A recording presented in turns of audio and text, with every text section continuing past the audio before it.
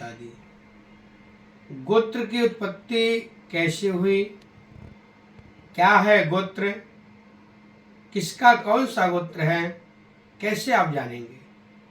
आप सब जानना चाहते होंगे मेरा गोत्र क्या है और मेरे गोत्र की उत्पत्ति कैसे हुआ है, मेरा गोत्र कहाँ से उत्पन्न हुआ है। आप सब लोगों के मन में ये प्रश्न होगा। तो आप लोग जानेंगे आज इस वीडियो के माध्यम से जो शांडिल्य गोत्र है, शांडिल्य गोत्र कैसे उत्पन्न हुआ, शांडिल्य गोत्र आपका क्या लाभ कर सकता है। और जो गोत्र होता है, मैं बता दूं सबसे पहले, कश्यप ऋषि जो थे, कश्यप ऋषि के 7 पुत्र हुए, तो उनको बोलते हैं सप्त ऋषि। गौतम हो गए, गर्ग हो गए, वशिष्ठ हो गए और भरद्वाज हो गए, ये जो सप्त ऋषि थे।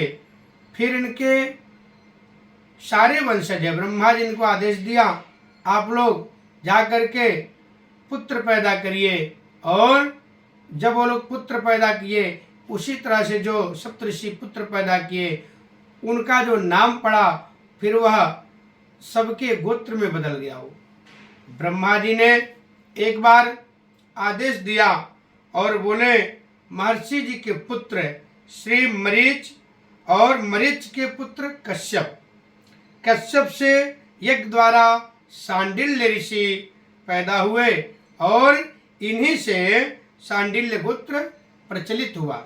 जब शांडिल्य ऋषि पैदा हुए वहाँ शांडिल्य नाम दे दिया गया और शांडिल्य गोत्र का वहीं से प्रारंभ हो गया। तभी से शांडिल्य गोत्र की उपाधि प्राप्त हो गई, जो शांडिल्य गोत्र के हैं। और शांडिल्य गोत्र में भी कई सारी शाखाएं हैं। और शांडिल्य गोत्र में 2 घराना है, एक राम घराना है और एक कृष्ण घराना है, 2 घराना है। एक बात और मैं बताते चलूं अभी अभी, तो आपको मैं बताते चलता हूं। तो शांडिल्य गोत्र है, 2 घराना है, उसमें जैसे मान लीजिए एक राम घराना एक कृष्ण घराना। अगर 2 व्यक्तियों का एक ही है राम घराना और वो चाहता है एक दूसरे के यहाँ शादी करना, विवाह करना, तो ऐसा कभी नहीं करना चाहिए, उसका बहुत बड़ा दोष लगता है। क्योंकि एक परिवार हो गया, एक भाई हो गए, तो इसमें शादी नहीं करना चाहिए। अगर आपका राम घराना है, दूसरे का कृष्ण घराना है, उसमें शादी हो सकता है, विवाह आप कर सकते हैं। लेकिन अगर दोनों का एक ही है तो उसमें कभी शादी नहीं करना चाहिए। उसमें भी प्रयास करना चाहिए आपका परवर अलग हो, आपका सूत्र अलग हो, आपका इस्पात अलग हो, सारी जो आपकी परवर हो गया, इस्पात हो गया, गोत्र हो गया, वो बिल्कुल अलग अलग होना चाहिए, मैच नहीं करना चाहिए। तब आप एक दूसरे के यहाँ शादी कर सकते हैं। ये भी कन्फर्म करना बहुत जरूरी है, क्योंकि हमसे कई लोग पूछते हैं क्या मेरा भी राम घराना है और लड़की वालों का राम घराना है तो शादी हो सकती है।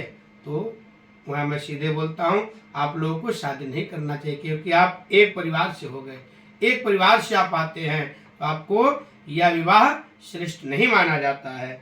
इसी तरह जब शांडिल्य गोत्र चला, कहते हैं कि अग्नि का भी, जो अग्नि होता है उसका भी गोत्र शांडिल्य है।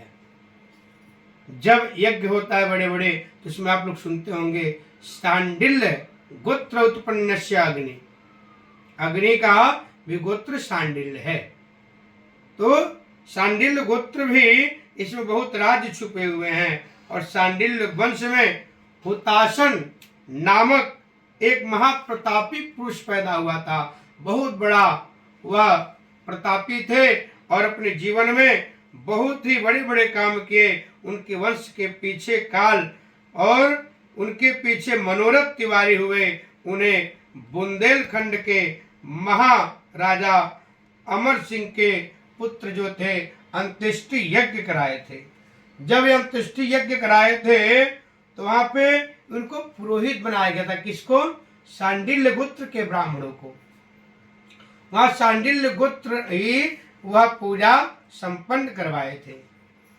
शांडिल्य गोत्र के ब्राह्मण भी बहुत ही, शांडिल्य गोत्र में भी और भी कई सारी इसमें कंडीशन है और कई सारी उपाधियां हैं। आप लोग मैं आगे वीडियो में बताऊंगा। इसी तरह से पुत्रष्टि यज्ञ जब कराया तो वह पुरोहित का काम किए। विश्वनाथ ने मनोरथ का